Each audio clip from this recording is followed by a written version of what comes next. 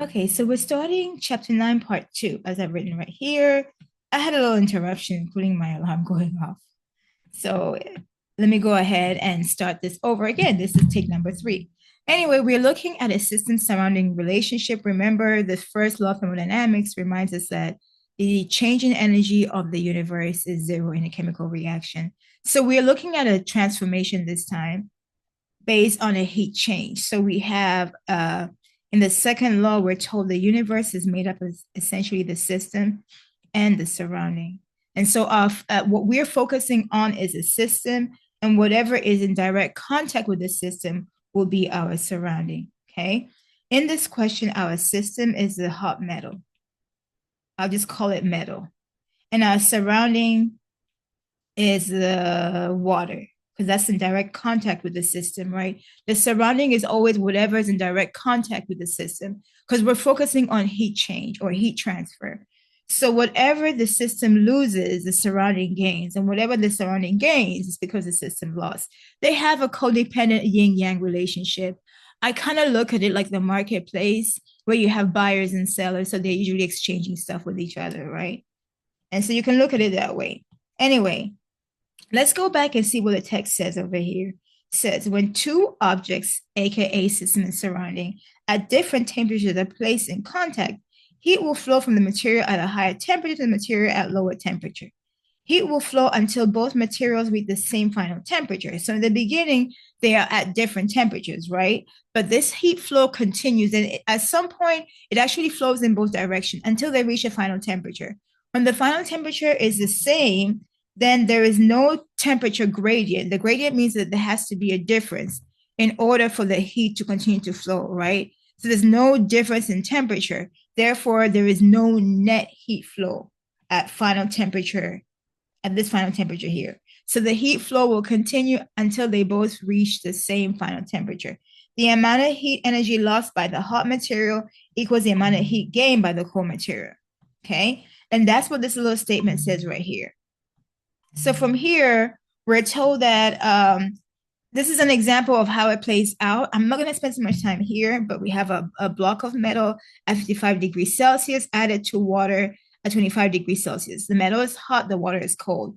So bottom line here, whatever heat the metal is losing, the water is gaining because they have that yin and yang relationship, that codependent relationship, right?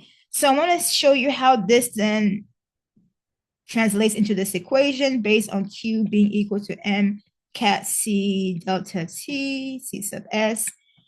Let's go ahead and go straight into this problem right here. I don't want to spend so much time explaining this outside of the problem.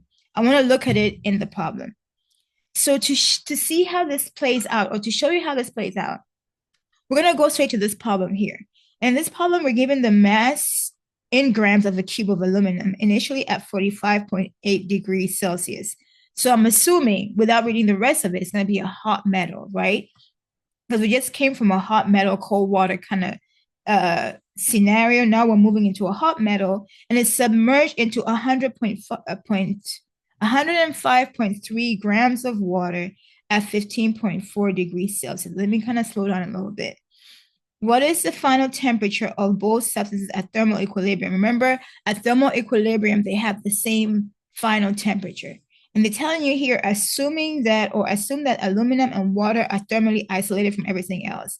This is a long way of saying, pretend the universe is made up of only aluminum and water, making aluminum the system and water the surrounding, right? You want to look at it that way. Okay. So we'll go from here. Once again, we said that whatever heat is lost by the system is usually gained by the surrounding. Okay. So I kind of had this pre-written. I didn't really feel like rewriting it again. So from the question, I have information on aluminum on the left side, and then I have information about water. So this aluminum is going to be our system, and then water will be our surrounding. And then from here, I'm pretty much going to execute this relationship right here, that the Q of the system is equal to negative Q of the surrounding. Okay. Now, I have from the question the mass of aluminum. So going back here, I have the mass of aluminum 32 0.5 grams. I'm just going to check this off. I have the temperature initial of aluminum 45.8, checking this off. Temperature final will be the same for aluminum and water because that's when we have thermal equilibrium. So I have TF, we're solving for this. I have no idea what this is. And then I have water, the mass of water given to us, 105.3. Check that out. Temperature initial water colder than aluminum, 15.4. Okay, I'm missing something. I'm missing CS of aluminum. I need to find that. And I'm missing CS of water. I know CS of water by heart because I memorized this when I was in school, but I will double check to make sure it is the accurate value. Okay.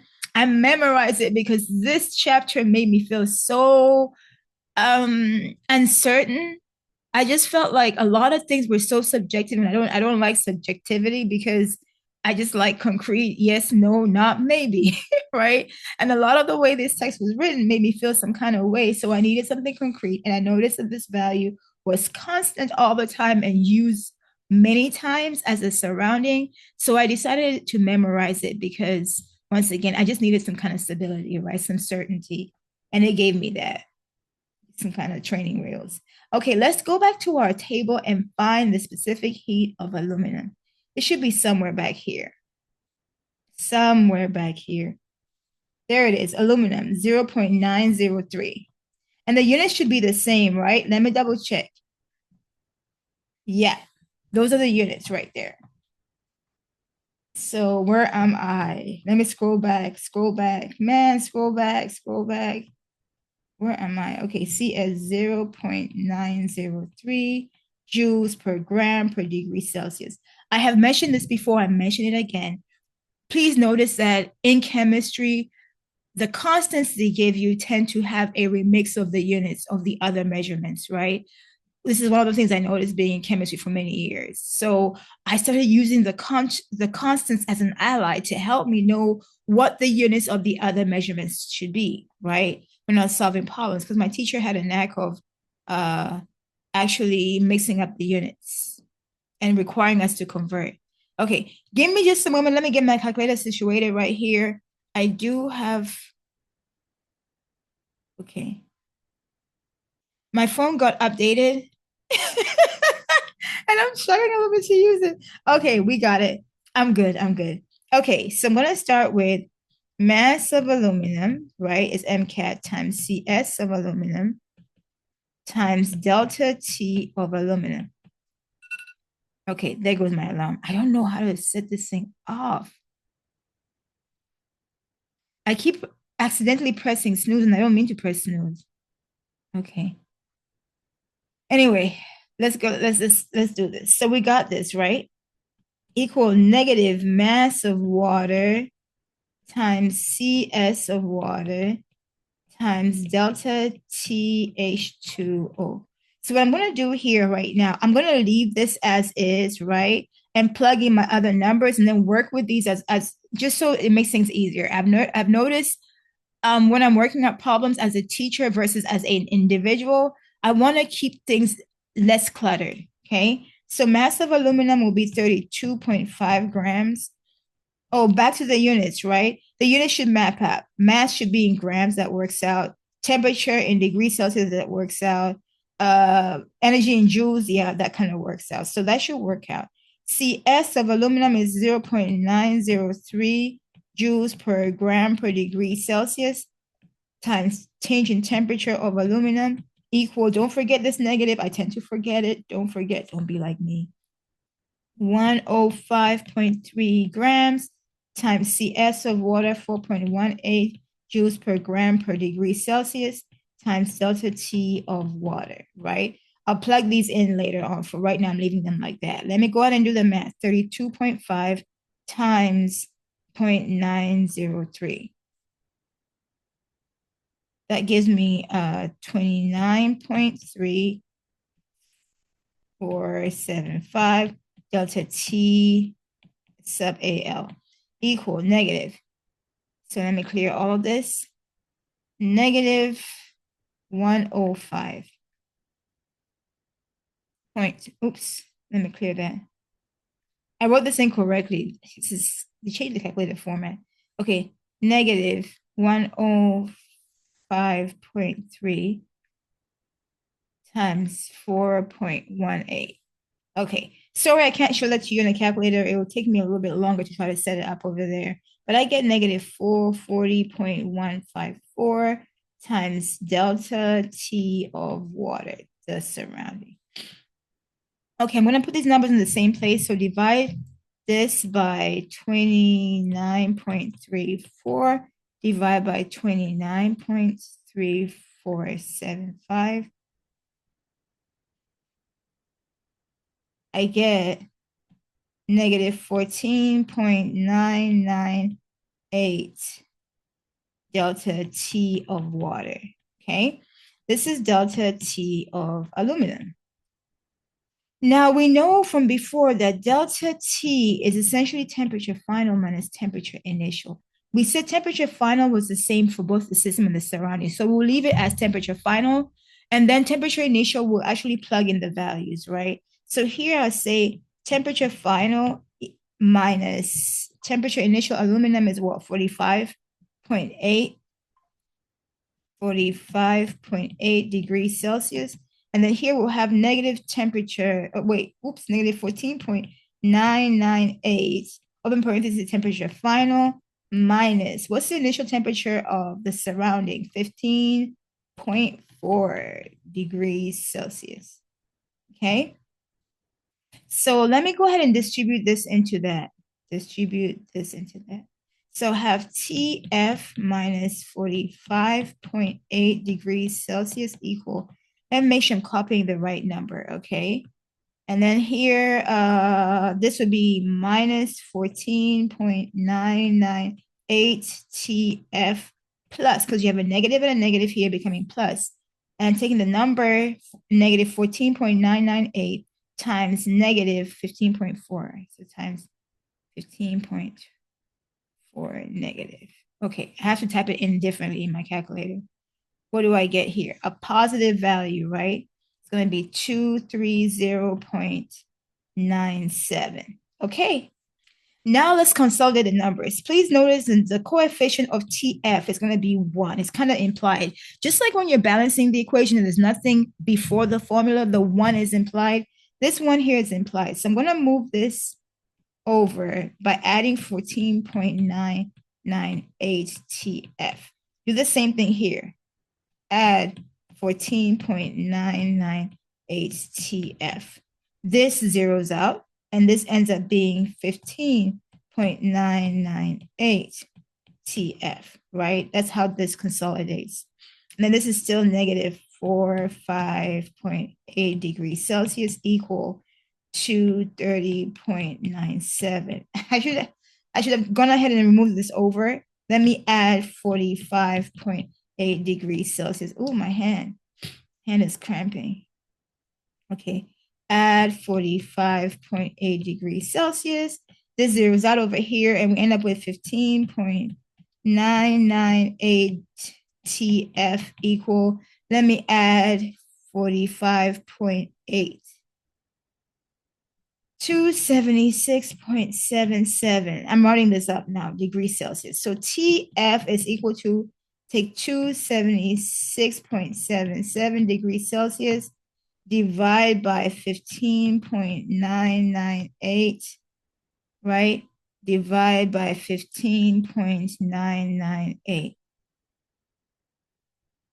We get TF equals 17.3 degrees Celsius. Yay! And I'm excited. Wait, can you guys see what I'm showing? Oh no, something's happened to where you can't see what I'm showing. Something happened. Oh, come on.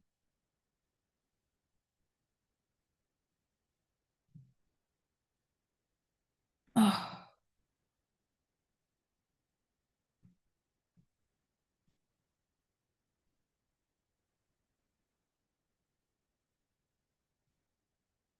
Oh, we got a connection issue here. Give me just a moment.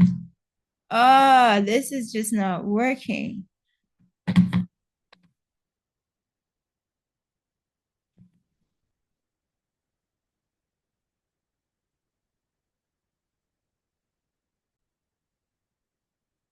I'm going to resume recording from here. Okay, so let me try to fix this right here. So we're going to go ahead and distribute this, right? This multiply into that, multiply this into that. So we have negative 14.998 T sub F. And then when you multiply this, distribute it once again. Let me get the calculator out. Negative 14.998 times 15.4 negative, right? So I end up with positive because we have a negative and a negative, 230.97 degrees Celsius. Okay, on the left side, I have TF minus 45.8 degrees Celsius. So I'm going to consolidate, right? The numbers that have the variables. The coefficient here, or the number before the TF, is assumed to be 1. It's kind of like when you're balancing the equation, when you don't have a number to the left of the formula, that number that is supposedly assumed to be there is going to be 1, right? Okay, let me take my headphones off. I don't want to be a distraction. Anyway, let's continue from here. So we have, let's see. I'm going to add 14.998 TF. And then here, I'm going to also add 14.998 TF. And that gets rid of this, right? And then when we add these two, when you consolidate these two, you end up with 15.998 TF. And then what I'm going to do with this number here is do the opposite. Once again, add 45.8 degrees Celsius so you can get rid of that. Do the same thing over here, add 45.8 degrees Celsius. And so what I'm going to do here is add 45.8. Let's see what we get. Over here on the right side, adding these two numbers here, I get 276.77 degrees Celsius. On the left side, we know this one goes to 0, right? This goes to 0. This part, don't forget, also goes to 0. But then we end up with this number right here. So divide both sides by 15.998 by 15.998 to get rid of this. Then we get TF equal to divide by 15.998. What do we get? 17.3 degrees Celsius for our final temperature. So going over the story again, right? And then recapping what happens, we're saying that we had a system that was hotter at 45.8 degrees Celsius, a surrounding that was colder at 15.4 degrees Celsius. And they were brought in contact with each other. We're told that they're thermally isolated, meaning that pretend the whole universe is made up of only the aluminum and the water, right? In this scenario. Whatever aluminum loses, as far as heat is concerned, goes to the water. So the system loses some heat and the water gains some heat. And this continues until we get to a point where the system can no longer give to the surrounding because they're both at the same temperature. What prompts the system to lose heat to the surrounding is a temperature gradient. The system is hotter than the surrounding. It has more heat than the surrounding.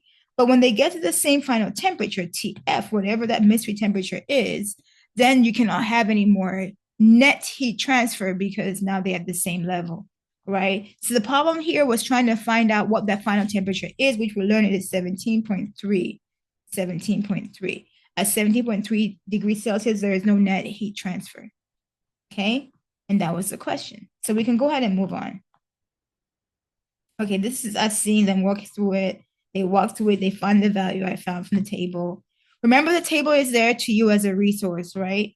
And so I worked it out slightly differently than they did, but we ended up at the same spot, right? Okay, now remember, again, this is a resource for you for answering conceptual problems. Remember the value of this. The chemical resists the change in temperature, and therefore the higher the specific heat capacity, the less heat change that chemical will produce, right? Okay, so we're told here that, once again, when you want to change internal energy of a chemical or a system, you can do that through two ways, by heat transfer or by work done. So we're being told here casually you can find the amount of heat transfer by using MCAT, right? MCS delta T. That's this equation right here. But we're told that when you're dealing with a gaseous system, you can figure out the amount of work done by taking work is equal to negative pressure times change in volume. We will not be doing much with this right here. We're going to be, those of you who are going off to undergrad in chemistry, as a chemistry or biochemistry degree, you'll be seeing this equation used a lot as a junior. Okay, just be aware of that. Oh, I just remember something I'm supposed to do for a student. Yikes. Okay, I have to write myself a note, send what is it called? Internship for the summer. Send email. Excuse me, guys. Email about REU. I forgot. Just talking about this made me remember. Okay. Now we're looking at how to define exothermic and endothermic processes. So here we're told, identify each process as endothermic or exothermic and indicate the sign of delta H. So now I told you guys, when I started learning about this thermodynamics, I was in middle school. So it wasn't called thermodynamics, it was just called science or chemistry, whatever it was called. But we're looking at this stuff right here, and I could not relate. I just really couldn't connect. And I'm the kind of person, for me to really gain understanding, I have to connect. It has to connect with my world. But then I realized something that I couldn't really truly, I try to connect it with money, and that seemed to work. While I didn't have money, I kind of saw the flow of money around me. You know, when you go to the store and you're buying something, you give the merchant your money and he gives you stuff that you're trying to buy, you know? And so I saw that transaction and I'm looking at this saying, I may not understand thermodynamics, but I look at the heat transfer and it looks like an exchange of money, right? So I decided to place myself as a system and see if that works, right? And so what I did was made the system me, and then the surrounding, the entity that takes money away from me, okay? And then you have the surrounding, the one that's taking money away from me, right?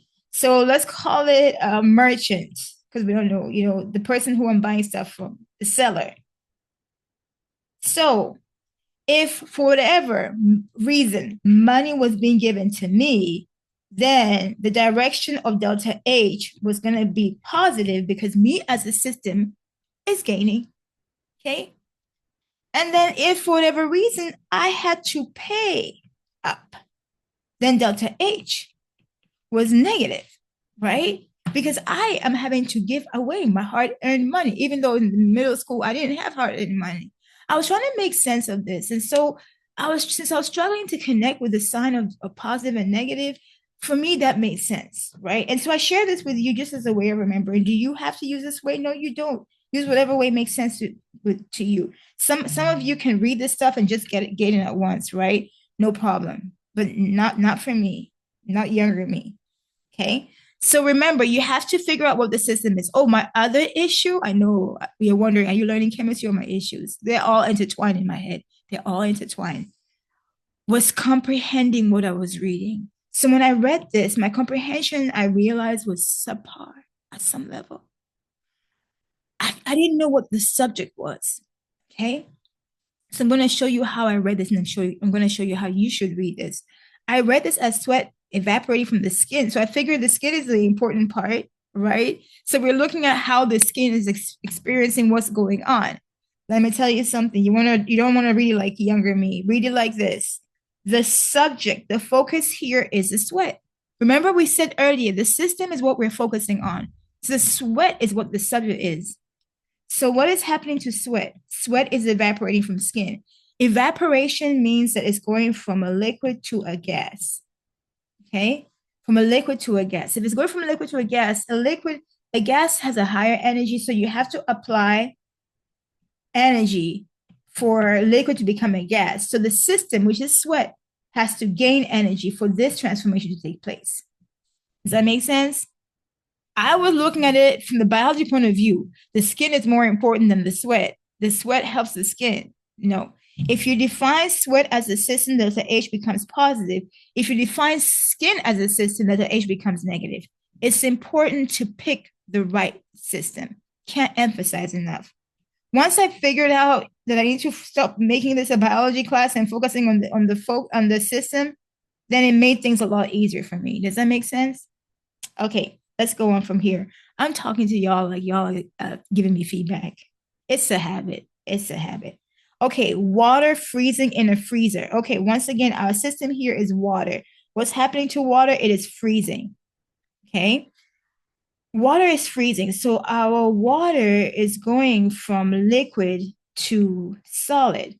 So personally, I mean, I know about freezing, but when it comes to delta H, I don't really connect with this very well. I do a lot better with the reverse, from solid to liquid. Once again, I like transformations where heat is applied, right? Solid to liquid, you actually have to apply heat to a solid to melt it to become a liquid. So delta H here is going to be what? Positive. If this transformation solid to liquid requires delta H to be positive, then for the reverse, delta H will be negative. Okay. Some of you are probably thinking, why do all that? This is my way of thinking through it. Okay. For many of my students who don't think through it and they just give me an answer that just pops in their head, when I ask them about this a month later, they have forgotten everything. Because what I want for you guys to learn is the process of thinking. When you're given a problem, even a new problem, you think through the steps, critical thinking, analysis, right? What are they telling you? What do you have to find? And what are the thought processes necessary to find what you're looking for? If you have a habit of memorizing, you're not exercising that part of your brain, right? The analytical skill. Okay, where was I? After all that long thing, delta H will be negative for the second one, right? And then this part right here, oh, I have to get back to my friend. This part right here, wood burning in the fire. The wood burning in the fire for this part here, when anything is burning, this is going to be exothermic. So delta H will be negative because heat is going to be produced from that combustion, right? Okay, yo, I'm recording this in the weekend, so I am having a lot of activity. Okay, so I have delta H is negative for the last two, and the first one was delta H was positive, right? So let me go ahead and make progress here so I can go ahead and finish up this video and then chat with my friends because they're like, this is a weekend. She must be doing something fun, right? Don't tell them I'm recording a video. Okay, now we're moving on to delta H. And so I want to go ahead and quickly recap, right? Based on what we just saw right now. We went from Q to delta H. So I'm going to mention something. This will be mentioned later on, but I want to go ahead and jump into it. How do we transition from Q to delta H? I thought we're talking about a heat transfer. How is heat transfer 1 minute called Q? Okay. Heat transfer had the symbol. Am I writing all the way up there? Q. Next minute, heat transfer has a symbol delta H. Did we have a switch and nobody told us about it? Kind of. Delta H also stands for the enthalpy of the reaction. And the easiest way I can define enthalpy is the energy change in the chemical reaction. And this energy change in the chemical reaction, while it can be the bonds held in the chemical reaction, and I'm oversimplifying it here. At some point, we see that delta H is equal to Q when you're dealing with chemical reactions in a lab where the pressure is constant, where pressure is constant, okay? So when you're dealing with an environment like in the lab, and we have a condition where pressure is constant, we're told that the change in enthalpy of the reaction is actually mathematically equal to Q. So for those of you who are on campus, we'll actually do an experiment where we're finding the enthalpy change of a reaction by pretty much finding Q, because we're making the assumption that the pressure is constant, okay? So when the pressure is constant, delta H, the enthalpy change, and Q, the heat transfer, are interchangeable, okay? So then when we're looking at this right here, we're told the enthalpy change in the chemical reaction is an extensive property. Extensive just means that if you have more ingredients in the reaction or more reactants, you have a larger enthalpy change, okay? So remember, it's the energy change in the chemical reaction. What kind of energy is change, or what kind of heat transfer do we have in a chemical reaction. So you can say that the enthalpy change is the heat transferred in a chemical reaction. You can look at it like that in chemical reaction. Okay, I'm trying to get to this part right here. So we're told here our chemical of focus is propane, and propane is used as a gas to grill, right? And we're burning propane in the presence of oxygen to make 3 carbon dioxide and 4 waters. Every time this reaction is done, every cycle of this reaction produces 2,044 kilojoules of energy. And it is released. If you're grilling, you will feel the heat from the fire, right? And so, yes, this energy is released. So we're told here, remember I mentioned this before, that when you have a balanced equation, one of the most common math we do for any balanced equation is stoichiometry. Stoichiometry. There are many other reactions or many other equations and many other calculations. But if you're working on a balanced equation, there's a very high chance you are doing stoichiometry. Okay. And what is stoichiometry? Once again, these are all paraphrases.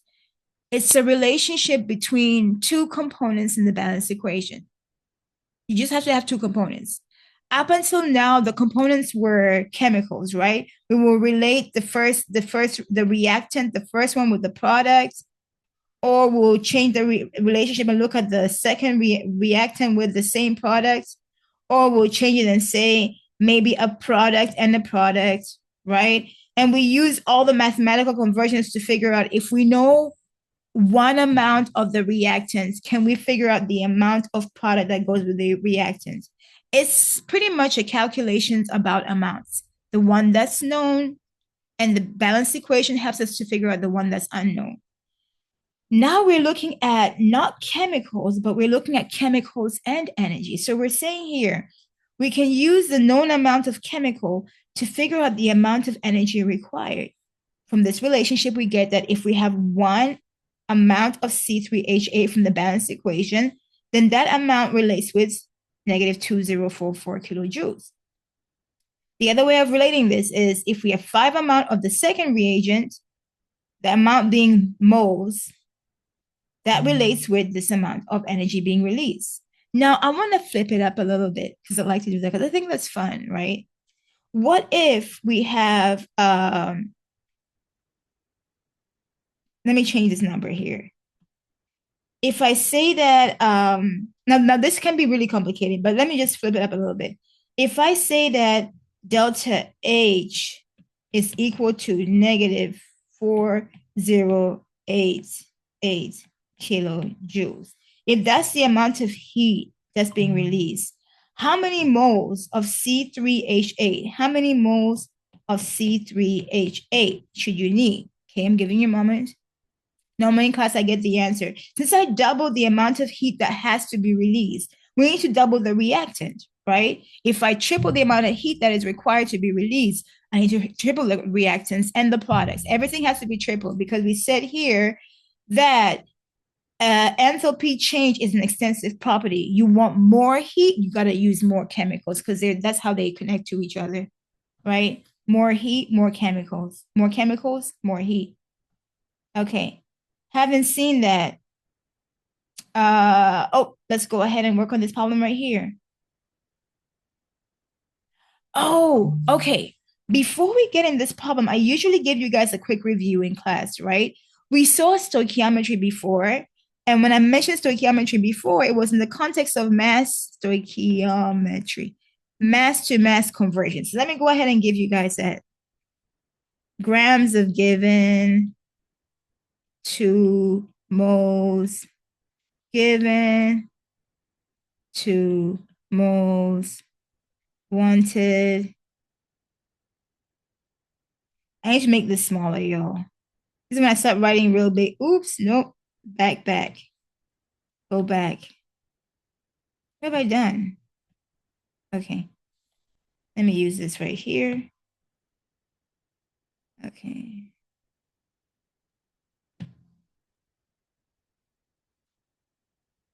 Wanted, 2 grams wanted. So that's our main stoichiometry conversion right there, right? Ooh, did I do this right?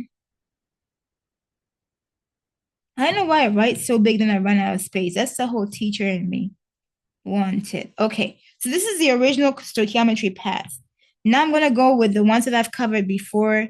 Liters given, 2 moles given, from moles wanted to liters wanted. And let me go back to the conversion for the first one. This one here was the PT conversion, the molar mass. This is a balanced equation, and this is a PT conversion. For the second one, this is a molarity conversion. This is a molarity conversion right here. I did bring in molecules, and I told you guys if you do molecules, let me just have to write the big word molecule. Let me write it from here. Molecules given. This goes to Avogadro number, and then molecules wanted, molecules. And I spell molecules wanted. Also, you use Avogadro's number, right? Remember, the conversions tend to have the units of the one before than the one after. Like PT has moles, right? And grams. Let me just go back in that so I can remove that. And then molarity has moles, and then liters, right? You go back in that. And then Avogadro number has got moles and molecules. You go back, right? So what are we looking at right now? Oh yeah, I forgot. Right now we're looking at energy. The energy conversion is slightly different. So let me go ahead and put this on top. I'm gonna use a bright color. Let's use purple. Purple. Okay, right here. So for this one here, we're gonna go grams of given, moles of given, and then over here, I'm gonna just kind of shortcut this right here because it doesn't even make it through the balanced equation. We use a modified balanced equation this time, and then we go to kilojoules of wanted. So I wanted this out of the way. Oops, wanted, right? So remember, if this is the path that you're using, your question can ask you to go from grams given to moles given all the way up here. This is one possible path in the problem, right? These are called conversion paths because it's like, I don't really want to call it a chess game. It's kind of like a direction. You're going from one end to the other end. So you can go from here, grams given, moles given, use the modified balance equation to get kilojoules wanted. Okay. So the problem we have below here, we're told that we have an LP gas tank in a home barbecue. Contains 13.2 kilograms of propane. So we're given grams of propane. I copied the balanced equation here all early on, so it's 13.2 kilograms, okay, of propane.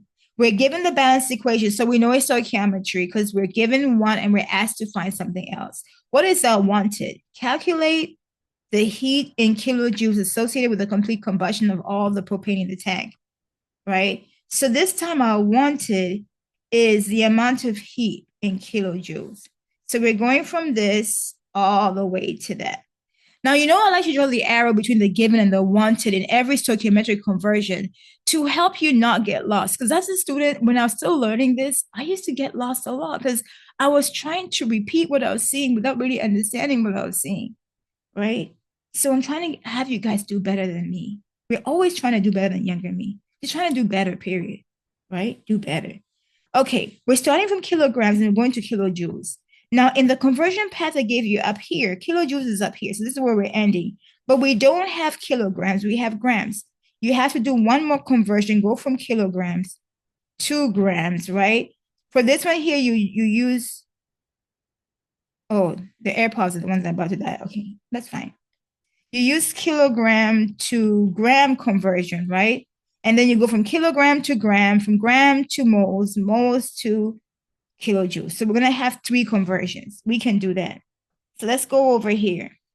I'll start with 13.2 kilogram of C3H8. Okay. I'm going to convert this to gram. 1 kilogram of C3H8 goes with 1,000 grams of C3H8. Okay. Okay. And then we have, let's see. Now we finally get to the PT conversion, right? I need to get C3H8. C3 is 3 carbons. Each carbon is 12. plus 8HH is 1. So we got, is it 36 plus 8? 36 plus 8 is 44.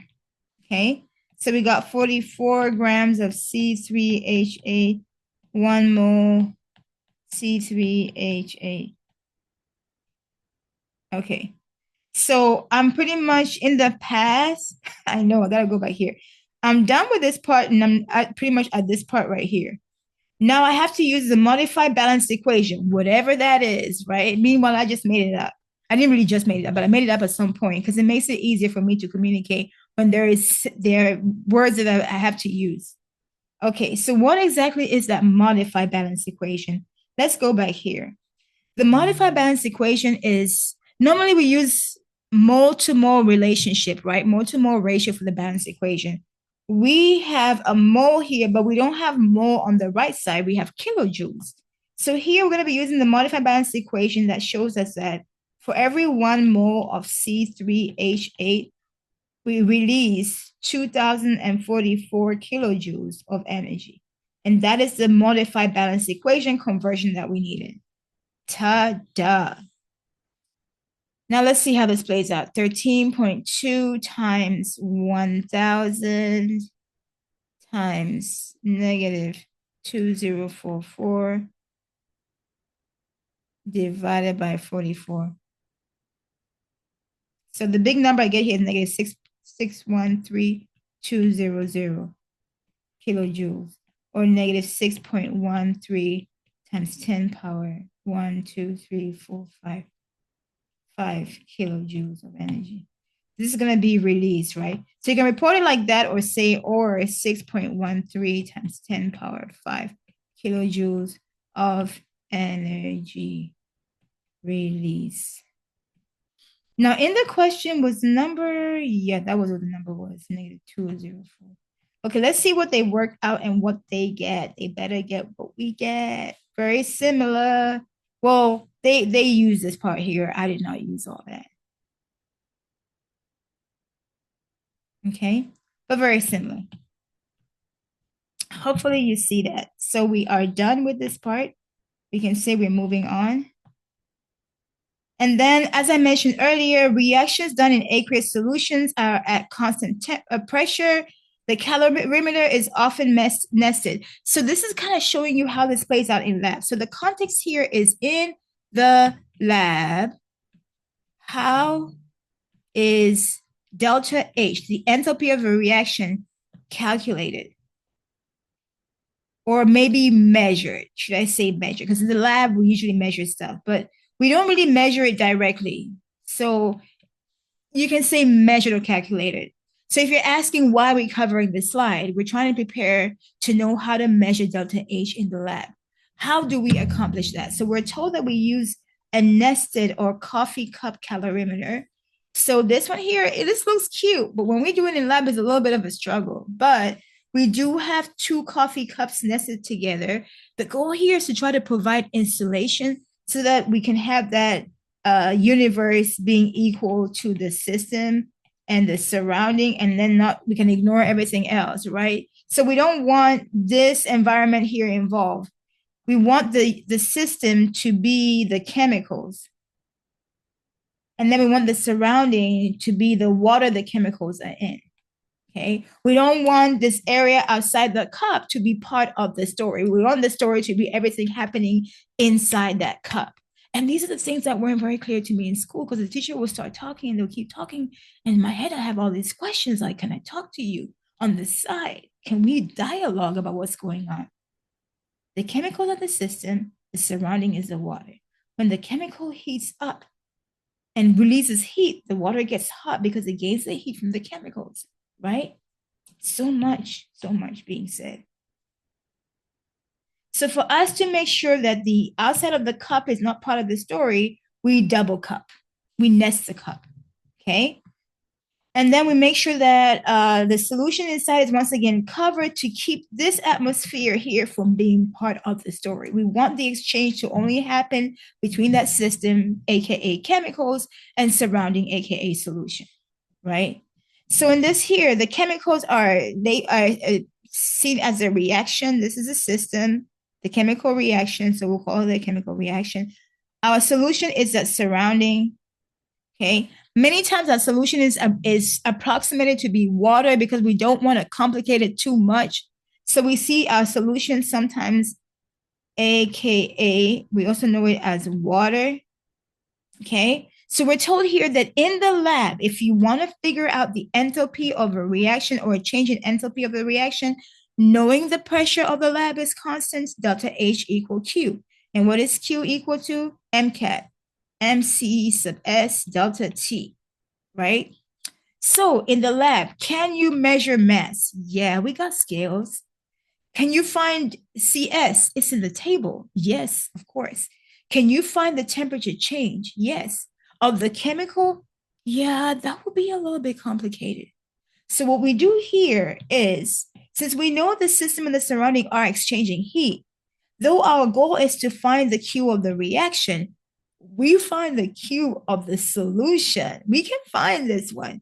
Y'all know the theme in chemistry is to use that which we know to find that which we don't know, right?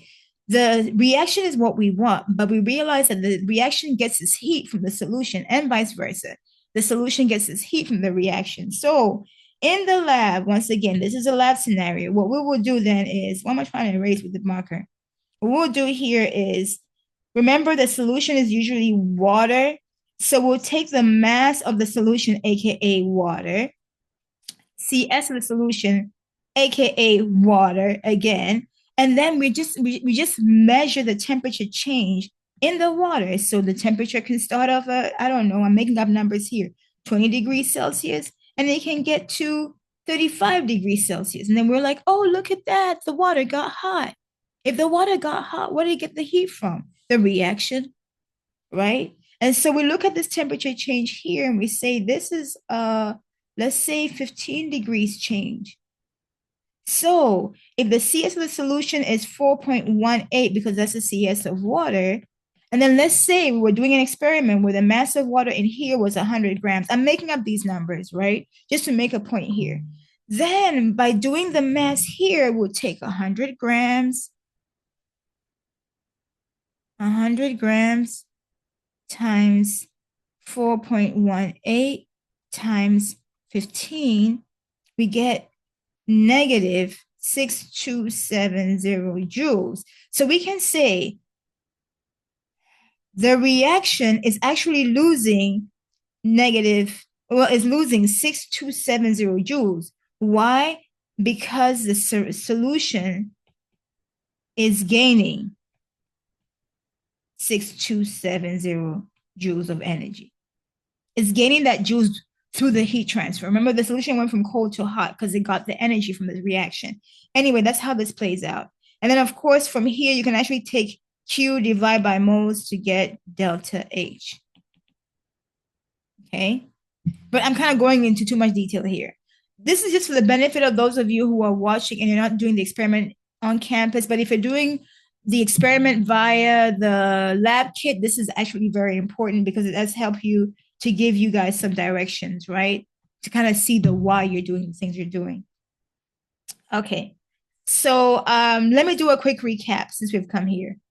I just covered a way to find delta H. You can find delta H in the lab by saying delta H equal Q, which is equal to MC S delta T.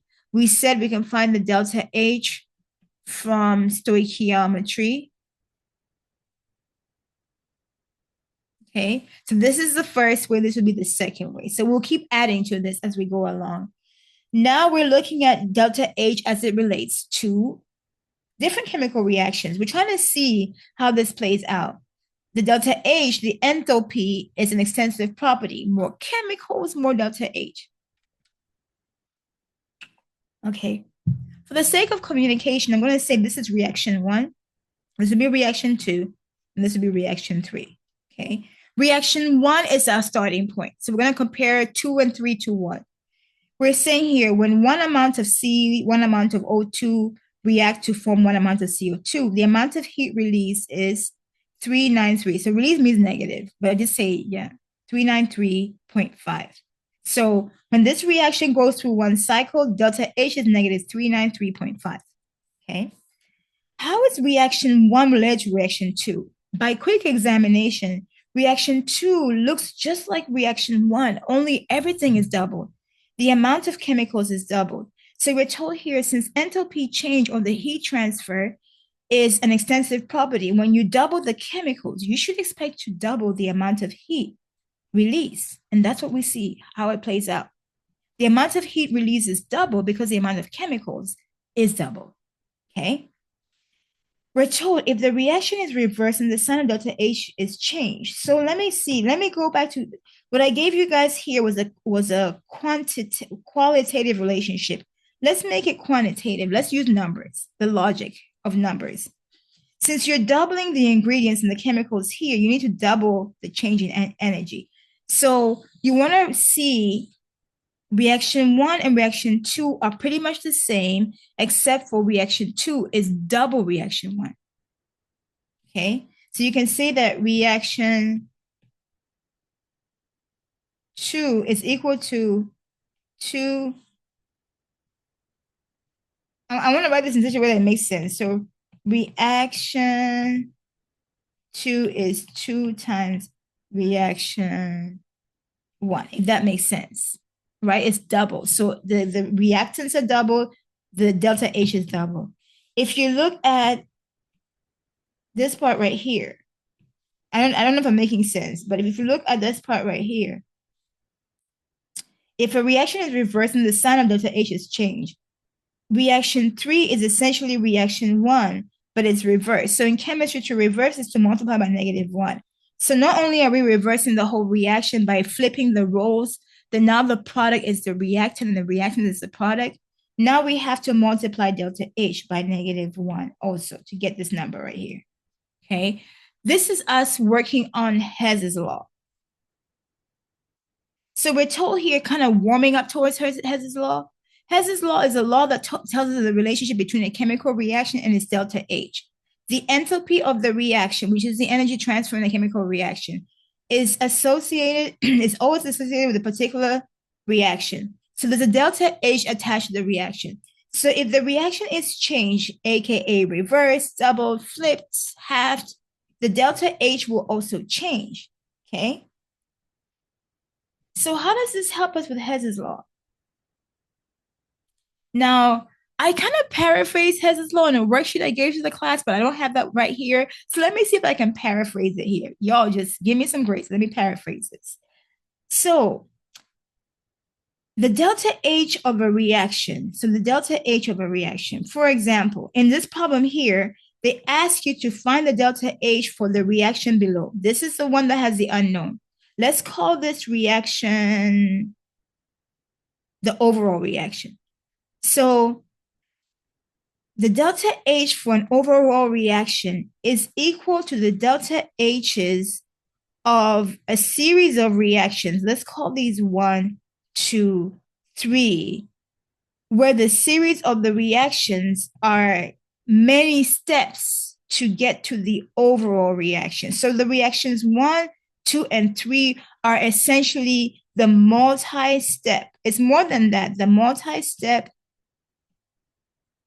reactions that lead to the same overall reaction. So when the overall reaction occurs in multi-steps, the delta H's that occur in those multi-steps end up being the same as the delta H in the overall reaction. Okay, y'all, I'm gonna leave it there because I feel like if I try to explain that anymore, it would just completely make it worse. Oh, I wrote something here before. Let me see what I wrote in my youth.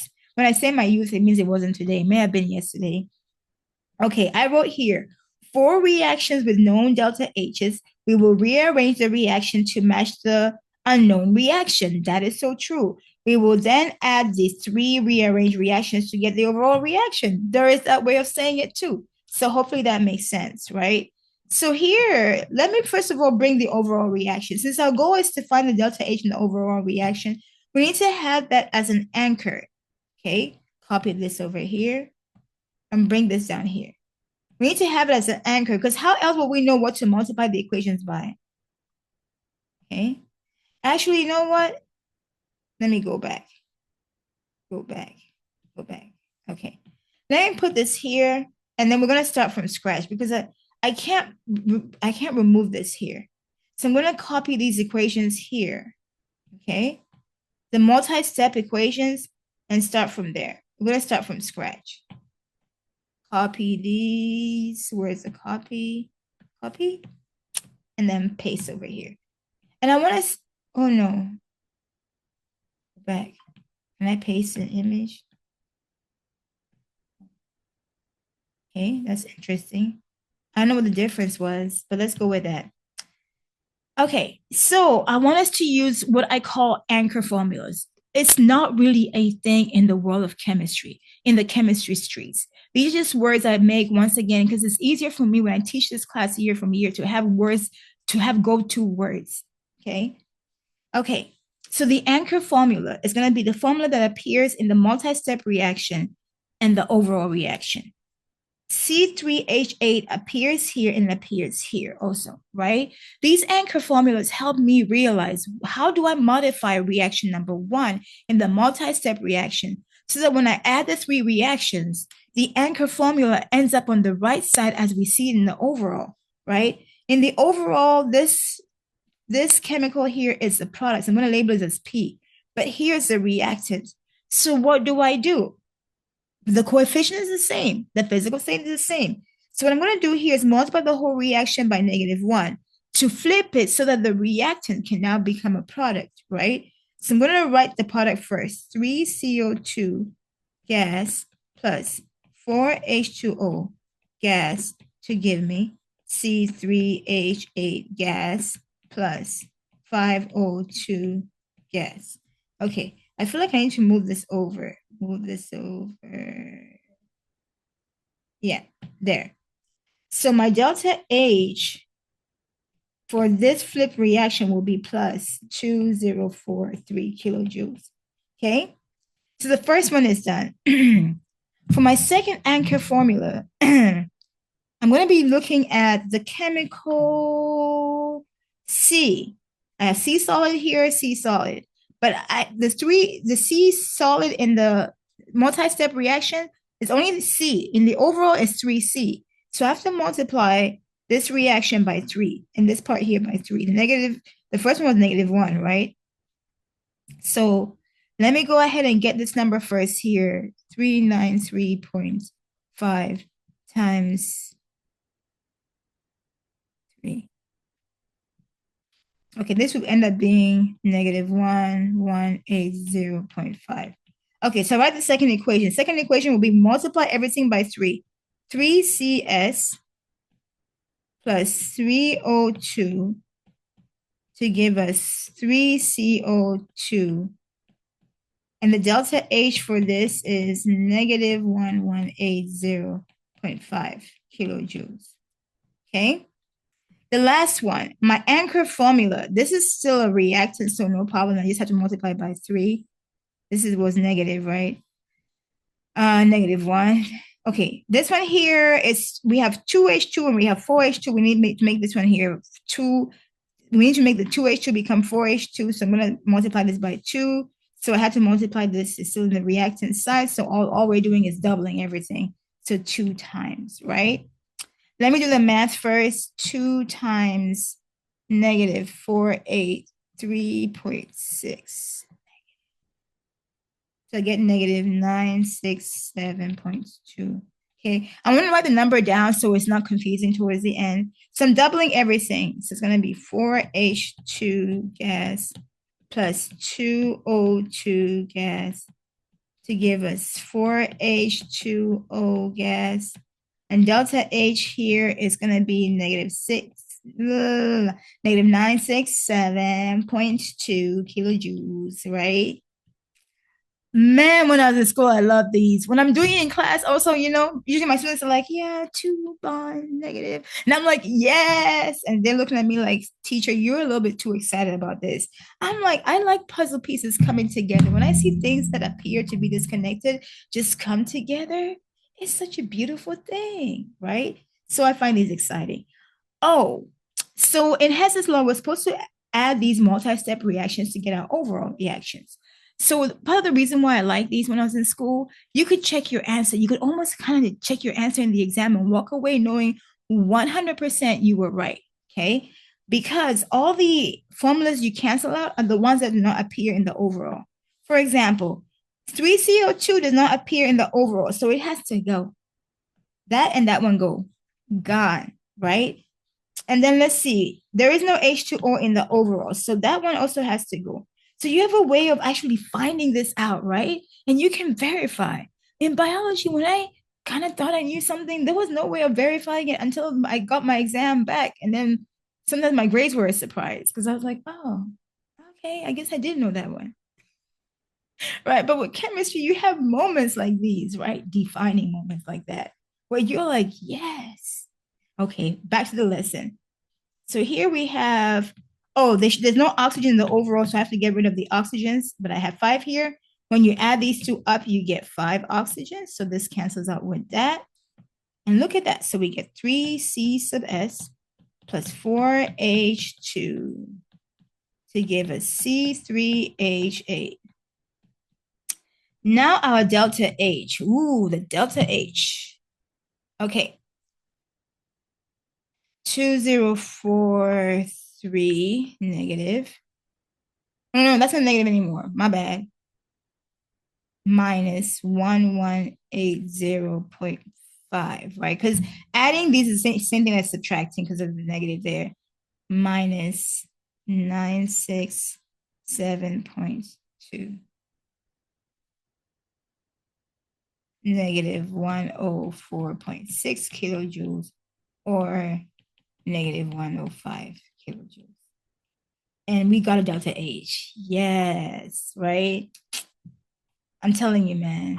I will go to the exam and before I sit down, walk by the teacher and say, good morning, professor. I really hope you have Hess's law problems because I'm ready. And he looks at me like everybody else is walking in, head down, like, oh, let's get this over and done with. I'm like, bring it on. Bring it on, professor. Teach. That was me. The days. And then you get that. I guess it does help if you know what you're doing, right? And then the ones I didn't know, I'm like, you got me there, but I'll be prepared next time, professor. Look at me, like, what is with this lady? I mean, listen, this is a journey I was going through, right? And so, wait, why do I have all these questions? I don't have time to do all these problems. Okay, you know what? It's been a while. Let me do the first one. I'll do this one here. Okay. Yeah. Or maybe the second one. Ooh, the possibilities are endless. I'll do the first one. Okay, this one here. Okay. I know I play too much and I really have people waiting for me. So, oh, wow. Yeah, let me do the first one. So this first one here, calculate H for the reaction. This is a reaction. Our anchor formula for that one is this. So I'm doing nothing to this one here, right? Because this is a reactant and this is a reactant and the coefficient matches. Okay. The second one is, this is the anchor formula right here. This is a reactant here and it's a product here and the coefficients match. So I have to multiply this by -1 to flip this over. So let me do this. Let me try to save myself some time and copy this first one. No, I'll just copy it in the bottom so it makes things easier for me. So the writing is the same. C2H4 plus 3O2 to give me 2CO2 plus 2H2O. And delta H here is negative 1411 point nothing, just point kilojoules. That's interesting. I'm trying to see how far I have to go with this part here. Because I do, oh, I think I'm going all the way to here, right? Yeah, I think the last one I think started here and here. So the last one, I think the last video started here. Okay, so yeah, this is I'm close to the end. I can handle this. I see what I was doing. I'm just trying to make sure I don't run out of time because I have to. We're going to church this evening, so I want to make sure I have enough time to prepare. Okay, so see, this is the first one, just one time. I didn't do anything to this one here. Second one, I have to flip, right? So then flipping this one here, the delta H here becomes positive 1560 kilojoules. So this one here becomes 2CO2 gas plus 3H2O liquid to give us C2H6 gas plus 3.5. I want to look at 3.5 as a different number. 3.5, 2 times, this is 7/2. Is that what it is? 7/2. Okay, 7/2 oxygen gas. And delta H is going to be positive 1560 kilojoules. This is 0. Okay, so I kind of flipped all of this one here. The last one here, oh yeah, that was my anchor for the second reaction. The first reaction, this is my anchor. For my last reaction, my anchor is going to be H2. So I don't do anything with that one either. It's a reactant here and a reactant here. Okay, this appears a lot simpler than I thought it would be. Let's see. We got H2 plus 1/2. Oh, O2. I got distracted by something on my phone. Then I have H2O liquid. You know what, guys? I thought of, as I was looking at this reaction here too, I decided, let me go back. You know, younger me, that's me 5 seconds ago. I didn't see the whole big picture. I haven't worked on this problem. So I have to, in a while, so I have to regroup. I think that will be better. Okay. This is reaction. This one here is a reactant here and here, right? For my reaction 3. This is my reaction 1. This is my reaction 2. So that was my anchor formula right there. Let's see if I made the right move. We're going to try to work it out here. We know what it should be. So C2H4 should be preserved because it appears here. H2 should be preserved because it appears here. On the product side, this part here should be preserved because it appears here, right? Everything else should cancel out. Okay. The reason why I brought this back in, you see 3.5. This 3 here and the half down here give us 3.5. So that and that cancels out. That's why I brought it back. Okay. Now 2CO2, 2CO2, and 2CO2 cancel out, right? And then 3 waters here, 2 and 1 makes 3 waters. Oh, it just comes together so beautifully. Y'all gotta appreciate this. C2H4 gas plus. Did the water come off? Yeah. H2 gas to give us C2H6 gas. Our delta H is going to be equal to negative 1411 plus 1560 minus 285.8. 2685.2. Okay, kilojoules. That should get that part done. Can I do one more? Okay, I think I can do this one more. I feel like there's so much to do though, right? I'd like to do another one for this bond energy one. Do I have 2 here? No, I don't. I just have the 1. Okay. Let me do this one here quickly, since I already have it here in this slide. Okay. This first one here, oh, that's interesting. For this one here, the anchor formula I see is NO. It could be oxygen too, but I don't want to do oxygen because it appears in this formula and that formula. So I'm going to do NO. I think it's a better pick. It's stronger. So 4NO, 2NO. So I'm going to say here, this is a product here. It's a product here. So I don't have to flip it, but I have to double it. So times 2, right? And then this one here is going to be 180.5 negative times 2.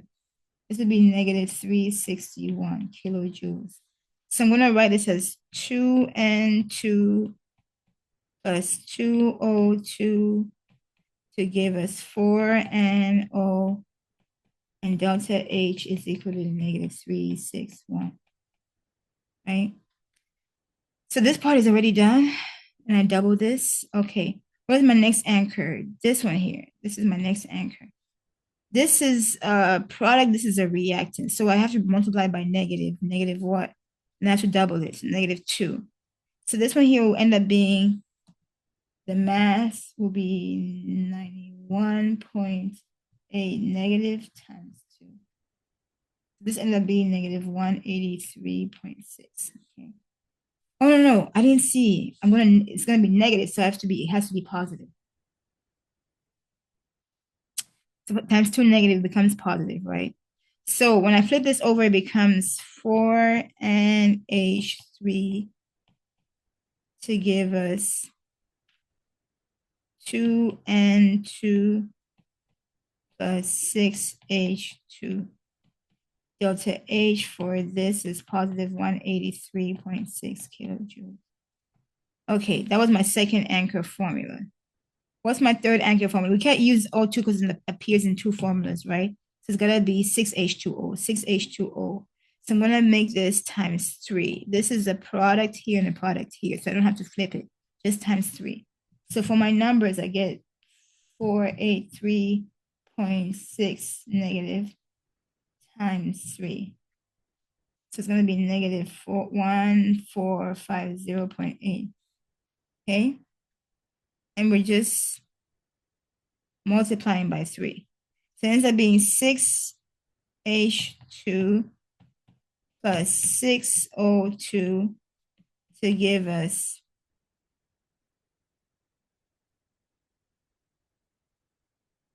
wait, am I doing this correctly? 6O, so we'll multiply everything by 3. Oh my goodness, y'all. I got distracted. Multiply everything by 3. So 302. Because I was looking at the overall to make sure it works out. I try to check my math when I'm going along. It's going to be 6H2O. And sometimes that's helpful, sometimes it's just distracting. That's the H is equal to negative 1450.8. In this case, it was distracting. Okay.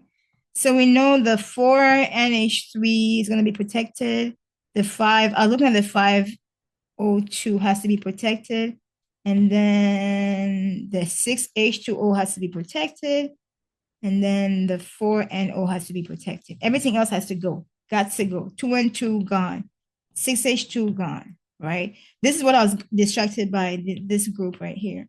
So we move this down, we consolidate, we get 4NH3 plus 5O2 to give us 4NO plus 6H2O.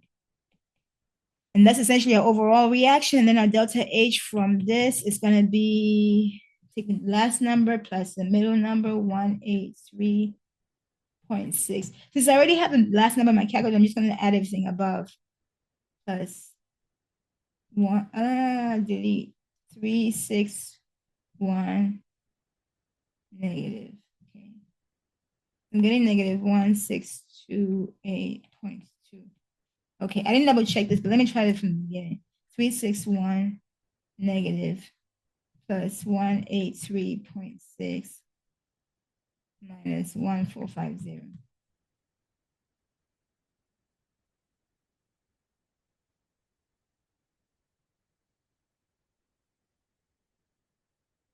Okay, the number comes a little bit different. Negative 1627.4. I didn't double check to see if my numbers were right. Negative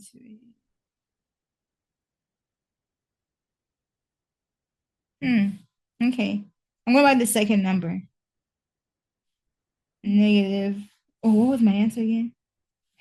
Negative 1627.4. Okay. Kilojoules. Okay, finally, we're finding delta H by using bond energies. Remember, delta H is the heat transfer from the chemical reaction, and sometimes the source of the heat transfer is what's happening with the bonds. We're told here chemical reactions involve breaking of bonds in the reactant molecules and making of new bonds to create products. The delta H of the reaction can be estimated by comparing the cost of breaking old bonds. So to break a bond, you have to apply energy. And then the income, look at them using accounting terms. Maybe I wasn't so wrong after all from making new bonds. the amount of energy it takes to break 1 mole of a bond in a compound is called the bond energy. So bond energy is the amount of energy it takes to break 1 mole. Remember, in the balanced equation, the amounts are assumed to be molar amounts. So we're told here, if you're breaking a bond between two elements, like if they're equal ability, homolytically, equally, so each gets 1 electron, that can happen, right? That, for those of you going to take organic chemistry, we'll have you guys focus on homolytic and heterolytic bond breaking in organic chemistry. Right now, we're focusing on the delta H, okay? So we're told here, once again, the actual bond energy depends on the surrounding atoms and other factors, right? And so we'll focus on the delta H. The delta H of the reaction is equal to, so we're told here, to break a bond, you have to actually add energy. Delta H is positive. To make a bond, you end up actually releasing energy. So this is going to be exothermic, right? So this is exothermic, as it says right here. This is endo. So in the end, the formula looks like this. Delta H of the reactions, bonds broken, minus bonds formed. So am I oversimplifying it? Yes, but you're going to be adding up. So you draw the Lewis structure to find out what bonds are actually broken. You can't just skip it. You can't just visualize this in your head. You have to draw the Lewis structure. Well, I think so. And then you have to figure out what bonds are broken and what bonds are new, formed in the product side. And then add up all the bonds broken. Don't forget the moles. Add up all the moles of the bonds formed. Okay. And then the general trend in bond energy, if the same element, the same types of elements are forming multiple bonds, it takes more energy to break all those bonds versus if they're just forming a single bond. So going from single to double, the second and the third bonds each require less energy to break. The first bond is the strongest. Why do I feel like I'm talking about relationships? I'm talking about bonds in chemistry. The first bond is the strongest. Any additional bond is going to be weaker than the first bond. Okay. Don't, yeah. Chemistry. Same thing we see over here. But overall, breaking all three bonds require more energy.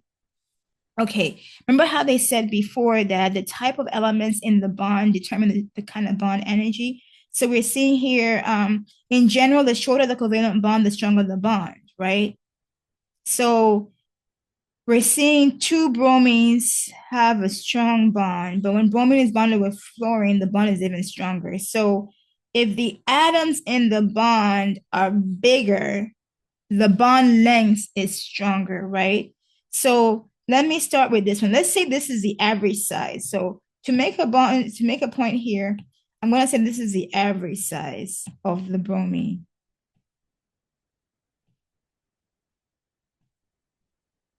Okay. I'm trying to make a point here. The point will be made when I'm done. Okay, this is the bromine. Okay, two bromines. Now, if they're asking you for bond lengths, the bond length will be from the nucleus of one to the nucleus of the other. This is bond lengths. Okay. But since this is kind of long, this has the lowest bond strength. Okay. Let me continue and make a point here. So we'll say this is fluorine and this is bromine. These are two bromines right here. Okay, I don't know, guys, I'm trying to answer this question, but I'm trying to make it up as I go, and I don't think I'm doing a very good job right now. Bear with me. Okay, this is fluorine, this is bromine. If they ask you for bond lengths, you can see right here, this is still the shortest bond length. Shortest bond length. Longest bond length, right? And the longest bond length has the lowest energy, has the lowest bond strength. It says here, the shorter the covalent bond, the stronger the bond. This is the shortest. Then this one here in the middle, it'll be intermediate. So I'm just going to get a bigger atom. That's not as big as the other one. This would be chlorine. I know it's kind of hard to tell, right? Because we got a Br here on the left, you got a Cl. So this is intermediate. In between. this would be the strongest bond. Okay. So hopefully that makes sense. The shorter the bond, does this really look shorter? Let's say it's shorter because it's hard for me to compare right now. It's hard, right? Yeah. Shortest bond length, strongest bond. So we'll go from there. Okay. Now we're looking at, and of course, the trend is the bonds get weaker down the group and the bonds get stronger across the period. Okay. Oh, this matters. Y'all know. This matters in the backstory in organic chemistry, but I won't get to that right now because this is just general chemistry. Okay. This right here is kind of a buffet of bonds as you need them, right? And we're trying to use bonds to figure out delta H of the reaction. We want to know what bonds were broken.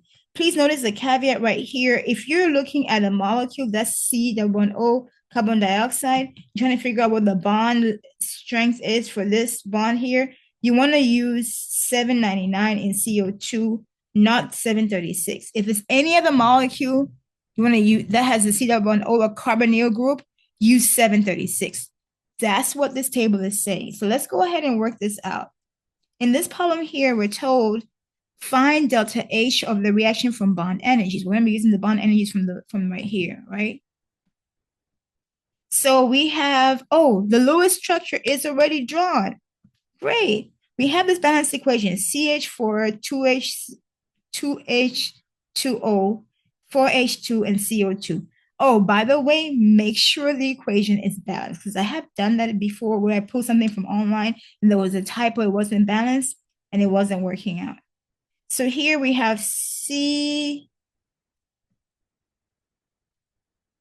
Lewis structure right here. H, H, H, H.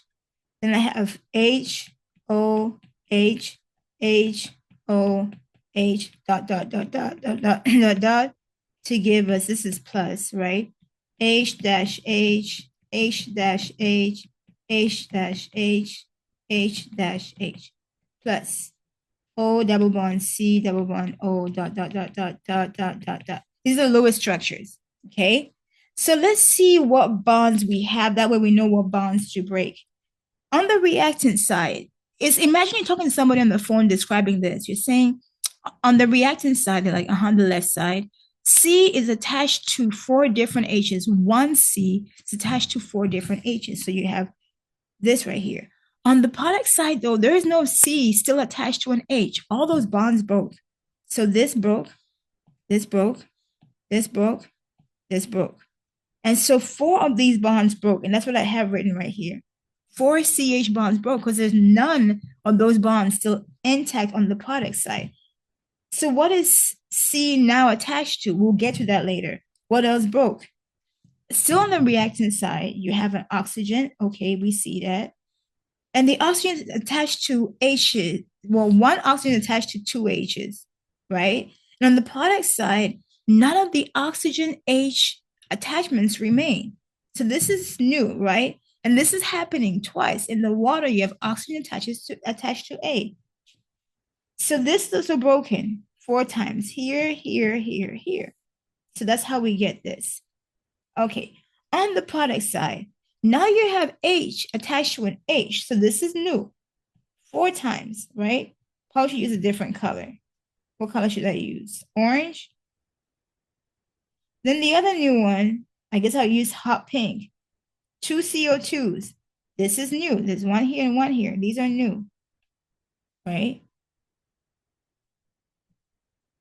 And these are new. New, new, new, new. So you can see here, bonds formed. These are all new. Oh, I had this from before. Okay.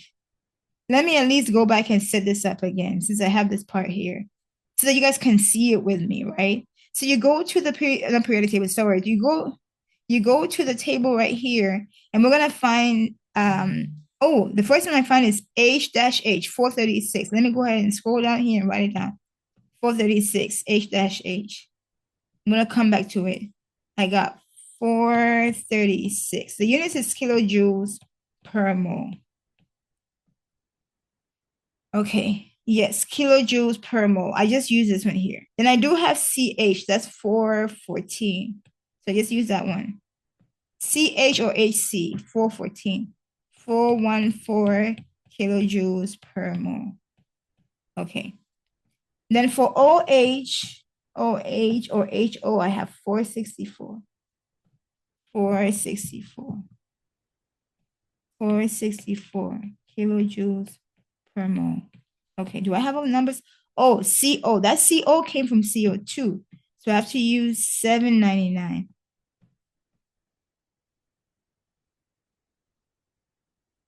799 kilojoules per mole. Okay, remember I told you these amounts in the balanced equation are usually molar amounts. So we'll write here 4 moles times 4 moles times plus. Then down here we have 4 moles times 2 moles times plus. Okay, let's get these numbers and see how they play out. I'm getting close to the end, getting close. So we got 4 times 414. That makes 1656 plus 4 times 464. That makes 1856